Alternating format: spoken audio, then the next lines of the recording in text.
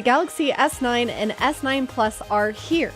These are Samsung's answer to the iPhone X. They're beautiful phones, and they're all about the camera. Both of them do something really novel with a 12-megapixel lens that automatically snaps between two settings, one that's best for low light and one for all your other shots. Also, the S9 Plus has a bonus lens. This is Samsung's second phone to include two cameras on the back, so you can take those artistic portrait photos. The S9, on the other hand, sticks to just one camera lens. There's even better slow-motion video on here. It captures video at a rate of 960 frames per second, and all that means is that your slow-motion videos will stretch time. You know what they say, slow motion is emotion. Then there's the 8-megapixel front-facing camera, which, in addition to taking selfies, can scan your face to convert it into an animated emoji called AR emoji. This is a clear copy of the iPhone X's Animoji feature.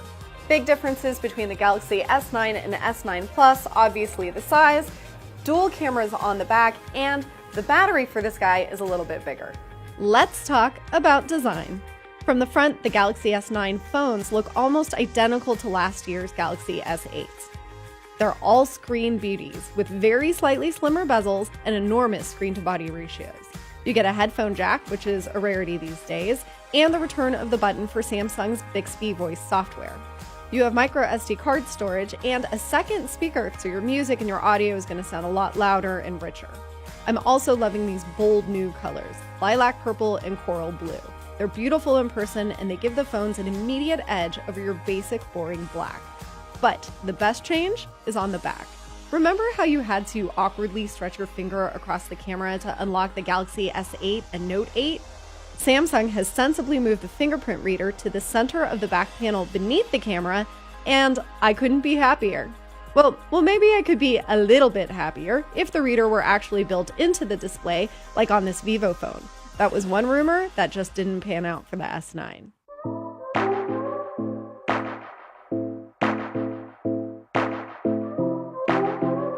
As for unlocking the phones with your face, you won't get a map of infrared dots like you do with the iPhone X, but there is a new feature called Intelligence Scan.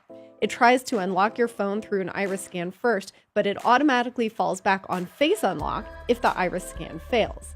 It's meant for speed and convenience, but Samsung admits that Face Unlock isn't secure, so I really don't see the point of using Face Unlock alone or as part of Intelligence Scan.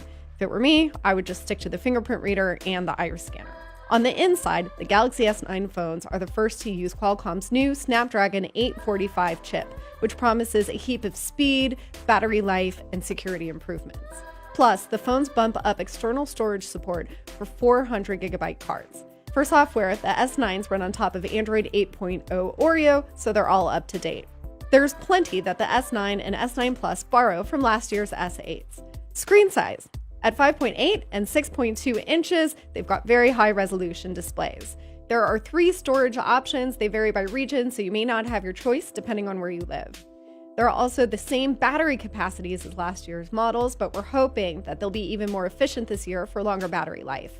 You've got the same water resistance rating at IP68, wireless charging built right in, and support for gigabit 4G LTE when those networks are ready.